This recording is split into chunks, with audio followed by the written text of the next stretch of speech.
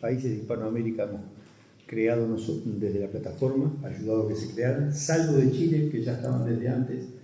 Los demás países, todos los países hemos creado asociaciones de inmigrantes de Hispanoamérica, lo cual es bueno cuando se van desarrollando todas y van haciendo su camino, porque es como tener el DNI. Yo siempre digo, cuando tienen una asociación, cuando está registrada, cuando empiezan a trabajar, es como tener documentos. En lugar de ser un colectivo, un grupo, bailando en el río, jugando al fútbol, pasan a ser una entidad y puede estar de igual a igual con las entidades públicas.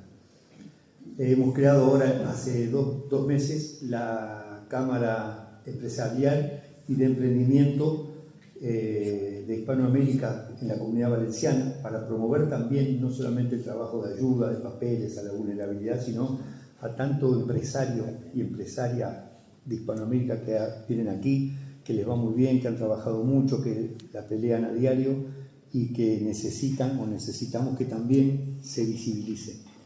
Y por último, nada más que decir que la verdad que este tipo de reuniones, en los años que llevo, es la primera vez que se hace, y lo más importante, que se hace de igual a igual, que eso es el punto de partida que tenemos que tener siempre para poder trabajar juntos. Muchísimas gracias, Stefano. He visto médicos, personas cualificadas, y están haciendo, no por retirar, pero están recogiendo naranjas o cebollas en el campo, porque no han podido homologar o no se les ha facilitado la incorporación, la inserción laboral en la Generalidad. Digo en la Generalidad porque aquí estamos. Podríamos ir todo de parte.